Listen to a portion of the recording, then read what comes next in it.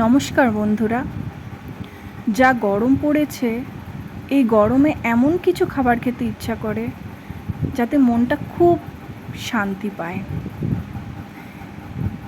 তাই আজ গাছের আম দিয়েই কিছু বানাবো ভাবছি। এবছর তুলনামূলক খুব কমই আম হয়েছে, তো যে কটা আপাতত আছে গাছে সেটাই তুলে নিয়ে চলে এসেছি। এগুলো একটু কাঁচা কাঁচাই আছে, তো আমগুলো ফার্স্টে কেটে নিই,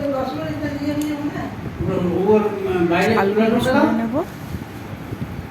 সবগুলোরই ভালো করে খোসাগুলো ছাড়িয়ে সরু সরু করে পাতলা পাতলা করে কাটবো ভাবছি। তো পাতলা পাতলা করে একদম কেটে রেখে দিয়েছি, আঁটিগুলোও ফেলিনি, আঁটিগুলোও দিয়েছি। তো এগুলো দিয়ে আজ গুড় আম বানাবো। এই গরমে গুড় আম খেলে মন সবার যেন খুশি হয়ে যায়, তাই এই রেসিপিটাই আজ বানাই।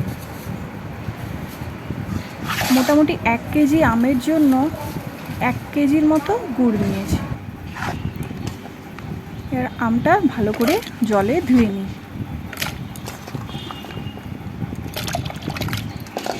যদিও পরিষ্কার আম, গাছ থেকে পাড়া, তাও ভালো করে একবার ধুয়ে নিয়ে তারপরে এই পেছেটায় তুলে রাখবো যাতে জলটা পুরো ঝরে যায়। একটু রোদেই রেখে দিই, তাতে জলটা আরও ঝরে শুকনো হয়ে যাবে আমটা।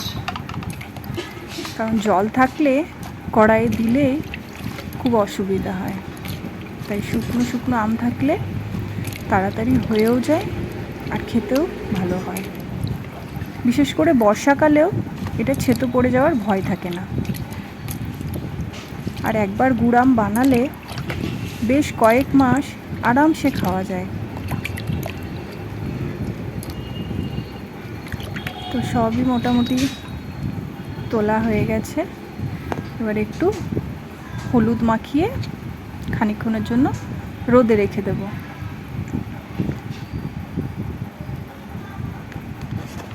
আজকের যা রোদ, আধ ঘন্টা কি 1 ঘন্টাতেই ঝুরঝুরেভাবে শুকিয়ে যাবে।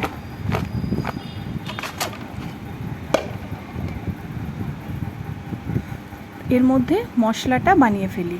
এর জন্য একটু জিরে, ধনে, শুকনো লঙ্কা, তেজপাতা আর মৌরি নিয়েছি।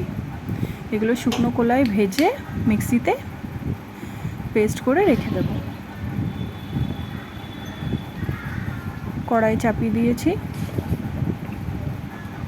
সর্ষের তেল দিলাম,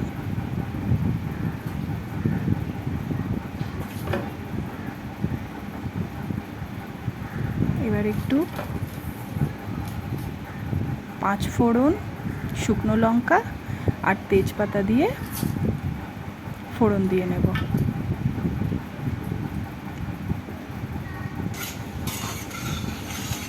শুকনো লঙ্কাগুলো খড়ে গেছে,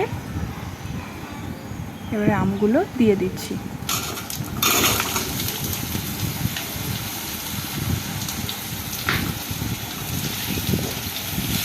তেলে খানিকক্ষণ ধরে আমগুলো একটু কষতে থাকবো।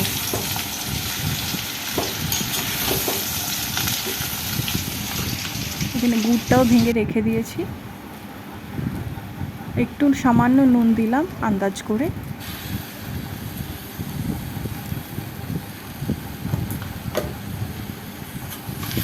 আর একটু ভালো করে নেড়ে নিচ্ছি। উপর নিচ করে নেড়ে নিলাম। এবার গুড়গুলো একটু একটু করে দেব, কারণ গুড়ে প্রচুর জল বেরোবে। একটু একটু করে গুড়টা দিয়ে নাড়তে থাকবো।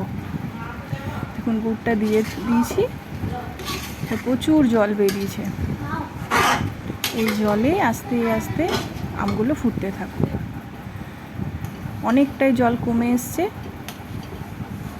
একটু করে নেড়ে দিচ্ছি। এবার গ্যাসটা বন্ধ করে দিলাম। হয়ে গেছে,